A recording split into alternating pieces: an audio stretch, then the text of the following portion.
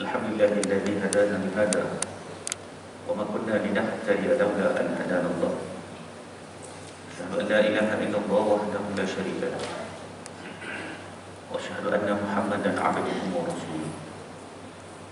Allahumma shalli wa sallim ala sayyidina Muhammad khatamal anbiya'il mursalin wa ala alihi wa sahbihi ajma'in. Alhamdulillah, bersyukur kepada Allah Subhanahu wa taala. Kita dapat sama-sama bertemu dengan hari Jumaat, hari yang penuh dengan keberkatan. Hari yang digalakkan kepada kita untuk memperbanyakkan selawat ke atas Rasulullah sallallahu alaihi wasallam.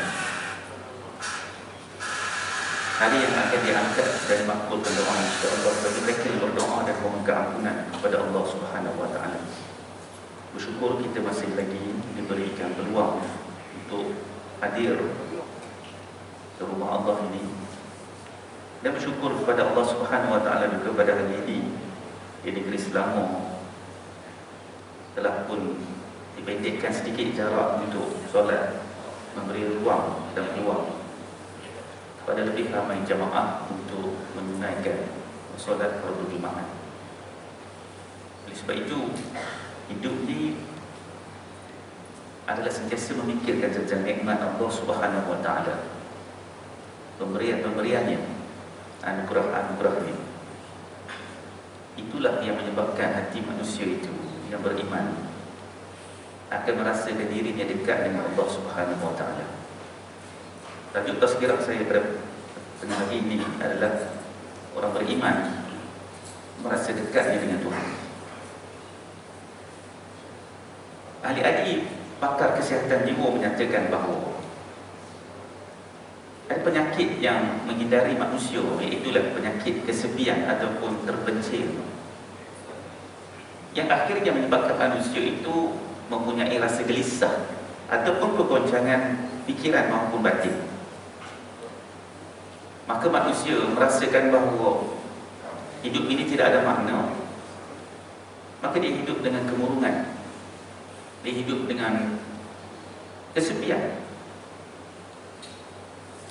Hasil daripada kesilapan-kesilapannya dalam membuat sesuatu keputusan, ada yang mengambil tindakan-tindakan yang di luar daripada kawalannya, seperti mengambil dadah, meminum arak, dan juga tindakan-tindakan yang agresif, berpunca daripada tekanan-tekanan jiwa dan juga perasaan. Kajian-kajian kesihatan jiwa mendapati bahawa ubat yang paling mujarab bagi merawat penyakit-penyakit rasa kesepian, kemurungan, tekanan dan sebagainya adalah kembali kepada agama. Apabila manusia menyedari siapa dirinya dan siapakah yang boleh menyelamatkannya, agamalah panduan yang paling selamat. Selain daripada dia berikhtiar dan berusaha merawat penyakit-penyakit itu dengan ubatan-ubatan dan rawatan-rawatan moden. Walau bagaimanapun, manusia mempunyai hubungan dengan Allah Subhanahu wa taala, tidak sepatutnya ada perasaan merasa sepi di dalam kehidupannya. Kerana bagi orang yang beriman, dia yakin bahawa setiap sesuatu yang berlaku semuanya adalah di dalam pengetahuan Allah Subhanahu wa taala. Dan Allah Subhanahu wa taala akan menguji manusia dengan berbagai macam ujian. Ujian pada setiap orang tidak sama. Ada yang diuji dengan kemiskinan, ada yang diuji dengan kekayaan, ada yang diuji dengan kesihatan yang baik, ada yang diuji dengan kesihatan yang buruk, ada yang diuji dengan kelahiran, bertambahnya anak cucu dan keturunan, ada juga yang diuji dengan kehilangan ahli keluarganya. Maka begitulah hidup ini. Sebagaimana kita menyalin pakaian, begitulah juga dalam kehidupan yang akan ada ujian-ujian yang akan datang dan menempa pada setiap ketika dan setiap waktu. Orang beriman maka sewajarnya bersedia dengan ujian-ujian ini, iaitulah dengan mengingati setiap ujian daripada Allah Subhanahu wa taala itu bukanlah tanda benci. Sebaliknya adalah untuk mengangkat kedudukan dan martabat seseorang lebih tinggi di sisi Allah Subhanahu wa taala. Kalau kita lihat sejarah perjuangan semua rasul-rasul yang diceritakan di dalam Al-Quran, semua menghadapi ujian. Nabi Adam AS diuji dengan diusir daripada syurga, berada di dunia, diuji dengan hasutan iblis. Begitu juga keturunannya, anaknya Qabil dan Habil diuji dengan nafsu. Sama ada nafsu itu boleh tunduk dengan pengorbanan Allah Subhanahu wa taala yang disampaikan dengan perintah Tuhan, ataupun mempersembahkan sesuatu korban yang buruk kepada Tuhan. Nabi Nuh AS diuji dengan anaknya yang tidak mahu bersama dengan perjuangannya, sehingga tidak mahu naik ke bahtera bersama dengan Nabi Nuh AS. Nabi Lut diuji dengan isterinya yang bersama dengan golongan-golongan yang melawan arahan syariat Nabi Lut AS.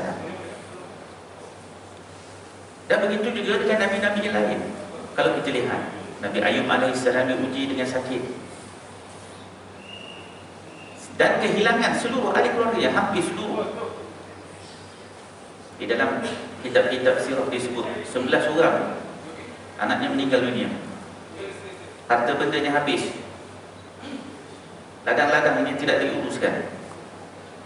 Namun tidak sekalipun Nabi Ayub AS merasakan bahawa ujian-ujian itu adalah tanda kebencian Allah. Dan begitu juga dengan Rasul-Rasul lain. Nabi Musa AS diuji dengan duduk di istana yang tersergam iddah, istana Fir'aun. Semuanya ada dengan penuh kecukupan. Kemudian diuji dengan diusir keluar daripada istana, dan kembali semula bertemu dengan bapa angkatnya untuk mengajak kepada sembahlah Allah Subhanahu wa taala. Ujian demi ujian yang begitu banyak. Kalau kita baca kisah Nabi Musa AS, ada kisah Nabi yang paling banyak diceritakan dalam Al-Quran, Nabi Musa AS, dalam berbagai surah dan berbagai ujian. Nabi Yusuf AS diuji, dicampakkan ke dalam penjara akibat daripada tipu daya manusia, tuduhan, fitnah untuk mencemarkan peribadi Nabi Yusuf AS. Begitu juga Nabi Isa AS diuji dengan cercaan, makian. Nabi Saleh AS diuji dengan cercaan, makian.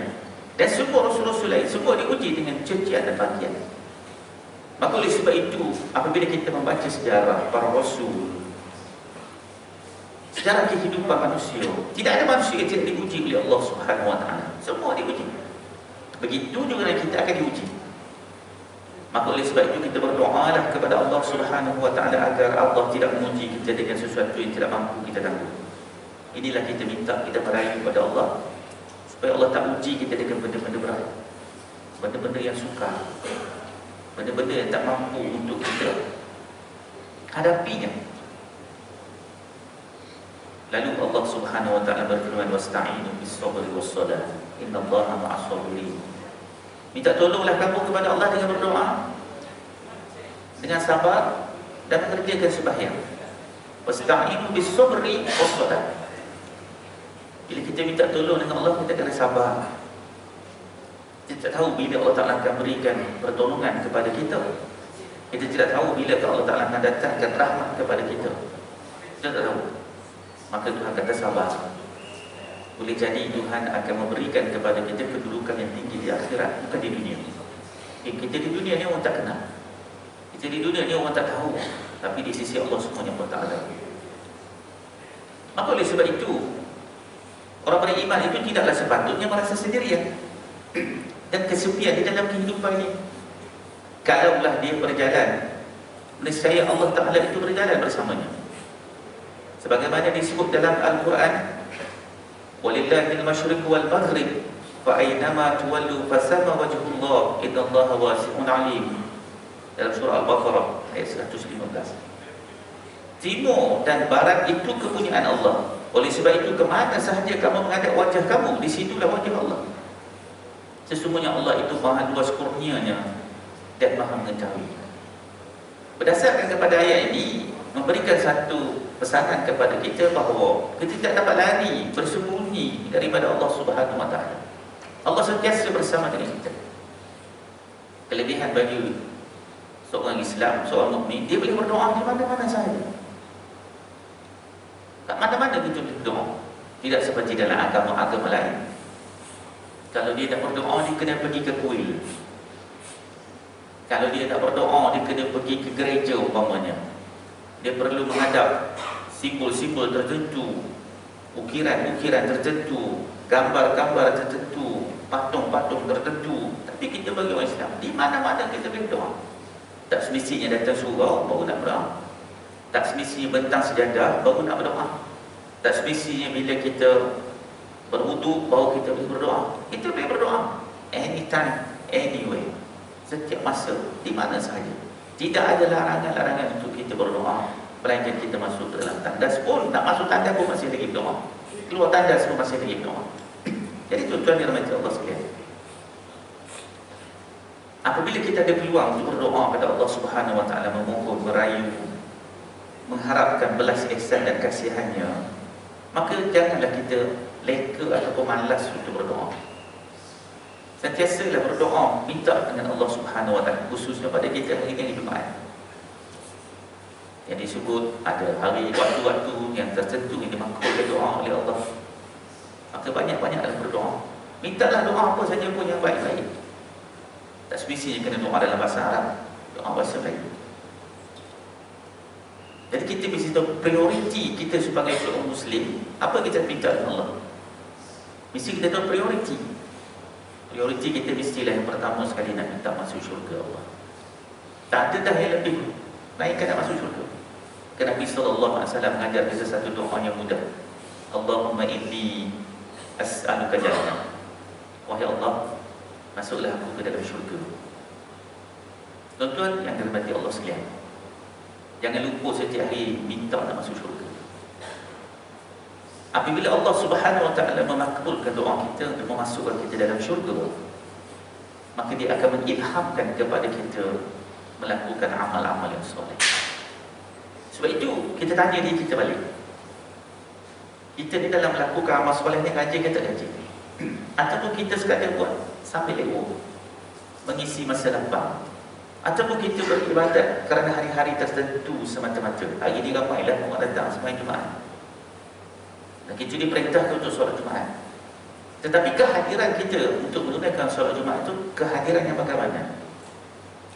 Adakah sekadar memenuhi tanggungjawab kita sebagai seorang Muslim, maka kita pun datang solat Jumaat, tetapi kita tidak mengisi waktu sebelum masuknya solat Jumaat itu dengan amal-amal yang soleh. Iaitulah kita kadang-kadang datang duduk dalam rumah Allah pun kita masih lagi sibuk dengan media-media sosial, masih lagi sibuk dengan gadget, masih lagi sibuk dengan WhatsApp, Facebook, Twitter. Yang kita tak sepatutnya bila seorang Muslim itu dia tahu kerugian dengan mensisiakan waktu apabila berada di rumah Allah Subhanahu Wa Taala terutamanya.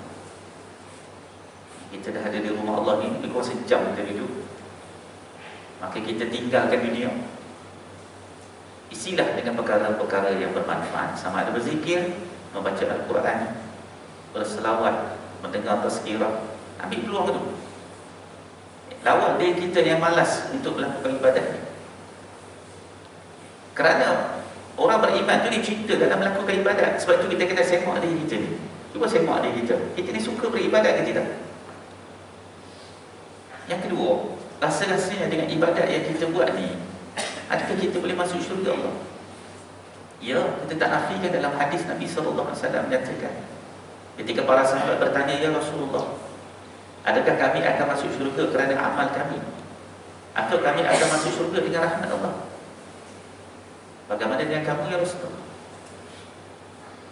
Nabi SAW jawab, aku dan kamu akan masuk syurga kerana rahmat Allah. Sahabat berkata, ya Rasulullah, kami boleh terima.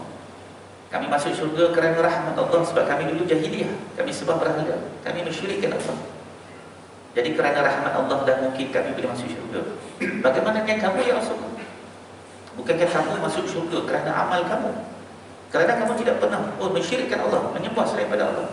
Nabi kata, tidak, aku dan kamu akan masuk syurga kerana rahmat Allah. Soalannya, bagaimana kena mengundang rahmat Allah? Ini persoalan yang kena fikirkan.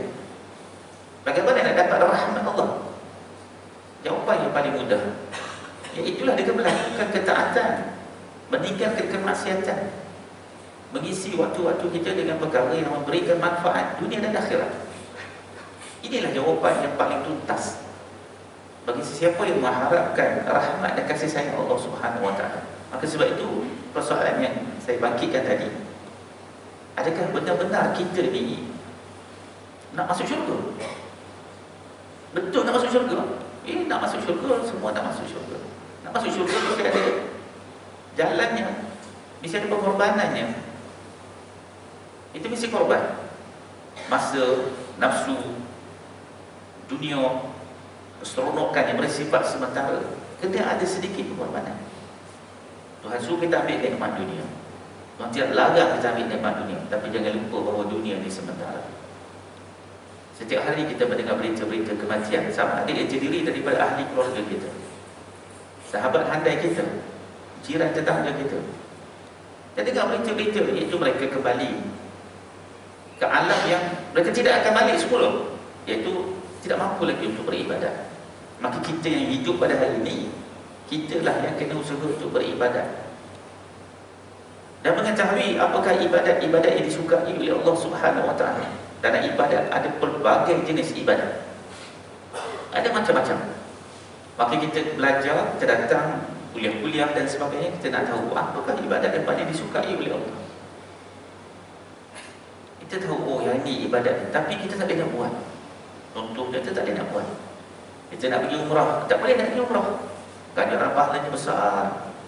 Semayang di Masjidil Haram 100,000 ganjaran pahalanya, tapi kita tak mampu nak pergi ke Masjidil Haram untuk mengawal keuntungan yang besar itu. Maka kita datanglah ke rumah Allah ni. Masjidil Haram itu rumah Allah, masjid pun rumah Allah, surau pun rumah Allah. Kalau kita pergi ke Mekah, bukan main lagi. Ditanya oleh syarikat travel, nak duduk dekat ke nak duduk jauh? Majoritinya masyarakat Melayu, sama ada Malaysia ataupun Indonesia, akan pilih masjid yang dekat dengan Masjidil Haram. Senang nak pergi sembahyang, senang turun hotel, turun masuk masjid. Tapi malangnya di taman-taman yang kita duduk, di tempat-tempat yang kita duduk, rumah Allah juga tu masjid, surau, tapi kita tak rasa pun nak pergi. Kita tak selera pun nak jejak kaki, melainkan adanya paksaan-paksaan seperti hari Jumaat yang macam ni. Ada hari-hari lain kita memilih untuk tidak hadir. Rugi tak kita tuan-tuan? Rugilah. Itulah kita termasuk orang yang rugi.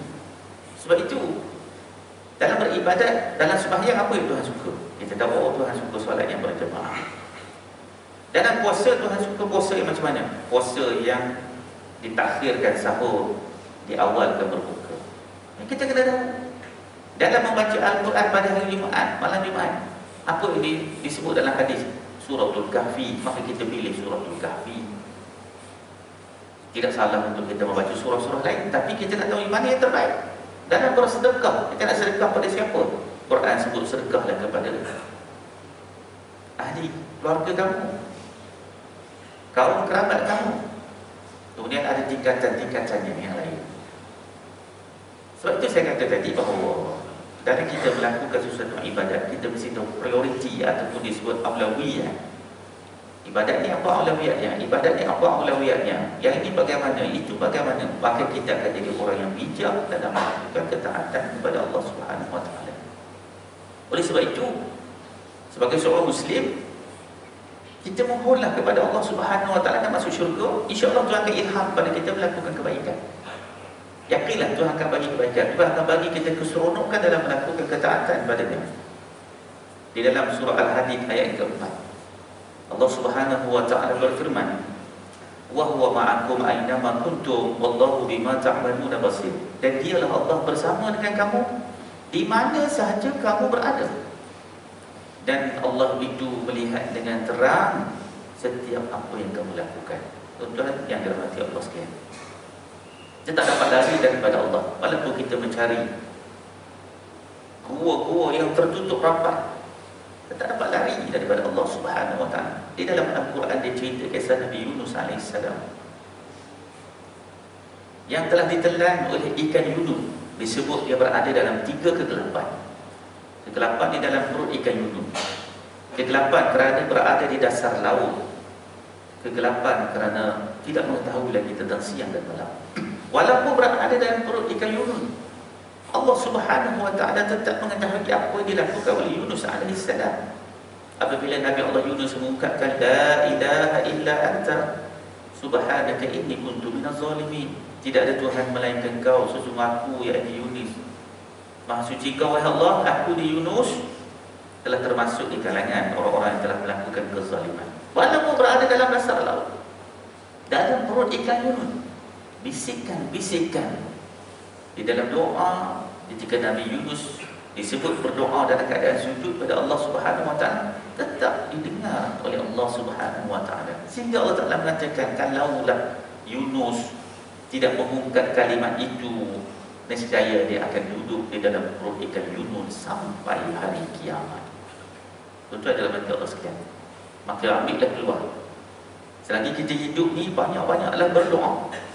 Mintalah kepada Allah perkara-perkara yang kita kehendaki, yang sesuai dengan sunnatullah. Jangan minta tak sesuai dengan sunnatullah. Kita minta sesuai dengan sunnatullah.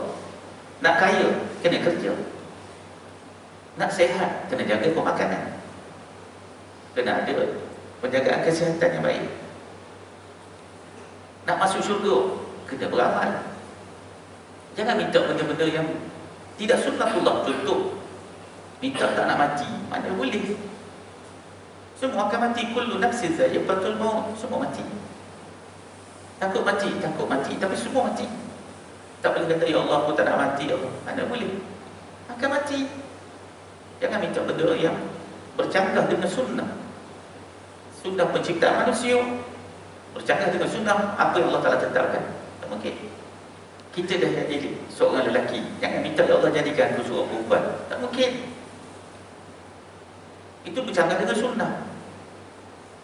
Ya, oleh sebab itu, mintalah perkara-perkara yang senari dengan sunnah, dan mintalah Tuhan akan makbulkan. Percayalah, wa iza sa'alaka 'ibadi 'anni fa inni qarib ujibu da'wata da'i idza da'an falyastajibu li wa liyu'minu bi la'allahum yarshudun. Dalam surah Al-Baqarah ayat 186. Allah Subhanahu wa ta'ala menyatakan, apabila hamba-hambaku bertanya kepada engkau wahai Muhammad tentang aku, beritahu inni qarib, aku di dekat. Falyastajibu li, mintalah, berdoalah, memohonlah kepadaku, nescaya aku makbulkan permintaan doa-doa mereka apabila mereka bersungguh-sungguh memohon kepada aku. Jadi tuan-tuan, dalam bab kita minta dengan Allah ni, kena minta sungguh-sungguh. Berdoa ni bukan sekadar mengaminkan doa imam, tetapi ada waktu-waktu kita pun ada doa-doa kita panjatkan kepada Allah Subhanahu wa ta'ala. Kita sendiri, semua orang pasti ada hajat. Semua orang ada hajat. Mustahil orang tak ada hajat. Semua ada hajat. Ada orang nak sihat. Hari ini saya dapat mesej, ada orang hantar mesej, dia kata, Ustaz, tolonglah hajat, saya sakit. Sakit apa? Jantung saya tersumbat, jantung saya bengkak, saya sakit. Ada orang, tuan-tuan, dia minta orang tolong doa untuk dia pula. Moga-moga dengan doa orang lain, Allah berikan kehilangan terhadap kesakitan tersebut, memberikan balik kepada kesihatan. Semua orang ada hajat. Tapi persoalannya, masa kita ada hajat, kita minta dengan Allah. Kita minta sungguh-sungguh ke? Ataupun kita sekadar mengaminkan doa imam, lepas tu kita sendiri tak pernah mau minta doa. Kita sendiri tak pernah mau berdoa sesuatu yang kita hajatkan.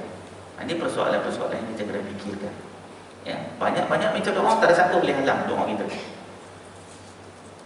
Tidak seperti dengan agama-agama lain. Dia kalau nak doa, kena pergi jumpa Tok Sami dia, kena pergi jumpa rahib-rahib dia.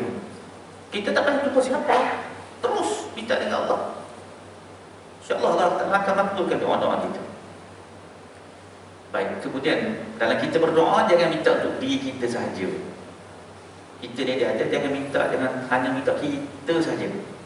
Minta juga untuk ahli keluarga kita, kawan kerabat kita, jiran tetangga kita, masyarakat kita, dan seluruh kaum muslimin dan muslimat, sama ada yang masih hidup maupun yang telah meninggal dunia.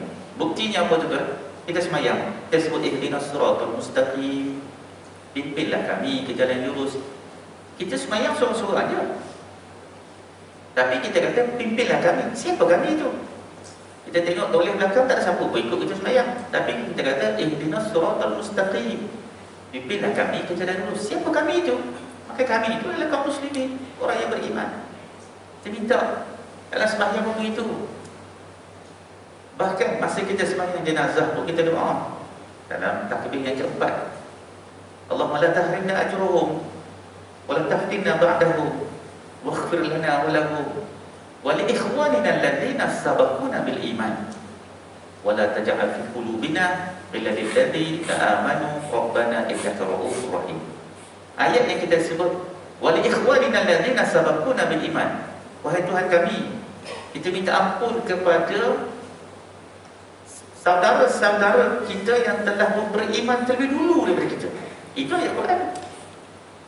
Tuhan suruh kita doa macam tu. Maksudnya apa? Allah suruh kita doa. Doa bukan hanya kita, doa terhadap saudara-saudara kita yang telah meninggal dunia, yang terlebih dulu beriman. Tentulah mereka itu termasuk para sahabat yang paling awal beriman dengan Allah dan juga Rasulullah SAW. Itu pun Allah ajar kita dalam Quran, doa macam tu. Jadi dalam doa itu jangan kita kena ikut. Doa kita je, doa juga kepada orang-orang lain. Orang yang sakit kita doa minta sembuh, orang yang susahan kita minta mereka itu dilepaskan daripada kesulitan, ya. Orang yang kesedihan kita doa Allah Ta'ala berikan kepada mereka kebahagiaan. Orang yang diuji dengan kehilangan orang yang disayangi akibat daripada kematian, kita doa Allah Ta'ala beri kesabaran. Kalaulah kita hidup macam tu, tuan-tuan sekalian, pastilah kita akan hidup dengan harmoni. Tidak ada dengki-dengki, tidak ada iri hati, tidak ada prasangka, tidak ada buruk sangka, tidak ada fitnah.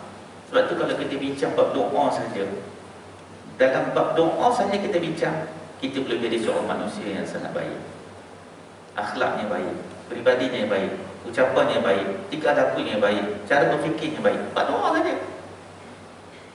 Itulah diajar oleh Rasulullah SAW. Maka oleh sebab itu, dalam kehidupan ni, mintalah kepada Allah. Kalau kita ramai-ramai minta dengan penuh ketundukan, insya-Allah Tuhan makbulkan. Belum ini kita kena COVID-19 yang dahsyat. Alhamdulillah, kita tak putus asa, kita berjuang, kita berdoa, dan Alhamdulillah, sekarang ni kita dah ramai-ramai boleh solat. Kita dah boleh pendekkan sedikit jarak, dah boleh pendek. Doa-doa insya-Allah esok tak ada jarak lagi dah. Ya, tapi tuan-tuan ada tak berdoa macam tu? Ataupun tuan-tuan bising saja, apa dah suruh dia tak dimasuk, tutup pagar. Ada tak berdoa, ya Allah, angkatlah wabak ni ya Allah supaya kami dapat solat Jumaat seperti mana biasa. Kalau kita sungguh-sungguh semua yang dapat hadir pada hari ini masing-masing berdoa dengan sungguh-sungguh mengharap belas ihsan dan kasih sayang Allah, insya-Allah Tuhan akan makbulkan. Tapi persoalannya, adakah jiwa kita begitu? Ini persoalan-persoalan besar yang menyebabkan doa-doa kita terhalang, doa-doa kita tidak diangkat. Bersyarat makbul doa itu ada. Yang Tuhan kata wal yu'minu bi, adalah mereka beriman sungguh-sungguh kepada aku. Syarat makbul doa ni kita kena sungguh-sungguh yakin, insya-Allah Tuhan makbul. Sungguh-sungguh doa. Kalau kita seorang dah doa sungguh-sungguh, kita nak ahli keluarga kita pun doa sungguh-sungguh. Kalau ahli keluarga kita doa sungguh-sungguh, kita nak ahli masyarakat kita pun doa sungguh-sungguh. Itu yang kita sama-sama mengingatkan. InsyaAllah dengan kita buat macam tu, yakin Allah Ta'ala akan angkat wabak penyakit. Walaupun sekarang kita tengok Omicron agak tinggi, masih lagi dalam 3,000 lebih dan sebagainya, tapi ia bukan sesuatu yang serius. Sebab kalau kita baca tentang virus ini, dia dah sampai kepada puncak, dia akan turun. Hari ini kes di Saudi ada 6,000 kes, ya, agak tinggi daripada 10, 20, 30. Hari ini kes di Saudi 6,000. 6,000, iaitu mereka yang kena COVID. Tapi kematiannya tidak tinggi, tak seperti awal-awal dulu. Sebab virus ni dia berlaku mutation. Mutation ni menyebabkan lama-lama dia lemah. Kalau kita baca sejarah virus, kita baca yang pernah berlaku zaman berzaman. Dalam pembacaan saya sekitar 4 tahun. 4 tahun tu lama-lama dia akan diam. Ya. Tengok virus-virus flu yang lain macam tu. Tapi kalau dengan doa kita sungguh-sungguh merayu pada Allah, mungkin kita akan habis cepat daripada itu. Sebab tu tuan-tuan dan tuan-tuan dalam hati Allah sekalian, saya menyuruh kepada diri saya dan tuan-tuan, iaitu bila kita minta sesuatu, minta sungguh-sungguh. InsyaAllah kita pun berharap agar kita dapat hidup seperti mana biasa. Alhamdulillah hari ini anak-anak pun dah boleh datang solat di surau dan masjid. Pihak Jais kita benarkan boleh datang solat. Dan tuan-tuan dan perempuan pun nanti balik beritahu pada isteri dan sebagainya. Ada program-program di surau yang dibuat. Hadirlah majlis-majlis ilmu khususnya. Datanglah. Dulu sebelum COVID tak datang, tak dapat datang. Sekarang Tuhan ada buka peluang, takkan tak nak datang lagi. Dulu kita datang perangkap di dalam rumah, sekarang dah dibuka. Ambillah peluang, datanglah ke rumah Allah. Kadang kita ni setiap hari sedang menghitung langkah-langkah untuk pergi ke alam barzakh. Perjalanan kita menemui Allah semakin hampir, bukan semakin panjang, semakin hampir.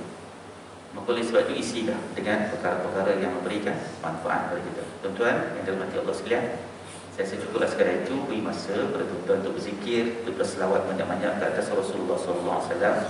Masih ada waktu lagi sebelum azan. Jadi manfaatkan masa tersebut dengan banyak membaca selawat ke atas Rasulullah SAW. Sekadar itu, wabillahi taufiq wal hidayah. Assalamualaikum warahmatullahi wabarakatuh.